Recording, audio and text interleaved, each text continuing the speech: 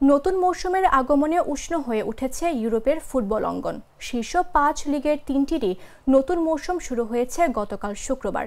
এদিন ২০২৫-২৬ মৌসুমের যাত্রা শুরু করেছে ইংলিশ প্রিমিয়ার লিগ, স্প্যানিশ লা লিগা ও ফরাসি লিগ 1। শুক্রবার প্রিমিয়ার লিগের নতুন মৌসুমের উদ্বোধনী ম্যাচে বোর্নমাউথকে ৪-২ গোলে হারিয়েছে চ্যাম্পিয়ন লিভারপুল। প্রথম দিনে লা লিগায় হয়েছে দুটি ম্যাচ। উদ্বোধনী ম্যাচে মায়োর্কাকে ১-৩ গোলে হারিয়েছে রায়া ভায়েকানো, অন্যটিতে রিয়াল ওভিয়েদোর বিপক্ষে ২-০ ব্যবধানে জিতেছে ভিয়ারিয়াল। আর ফরাসি লিগ 1-এ নতুন মৌসুম শুরুর দিনে একমাত্র ম্যাচে মার্সেইলেকে ১-০তে হারিয়েছে স্টেড রেনার্স।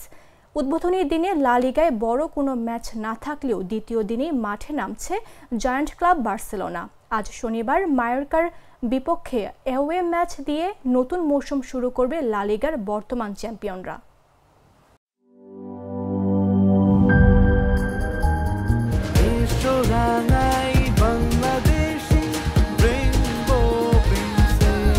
রেইনবো পেইন্টস, ছড়াও জীবনের রং।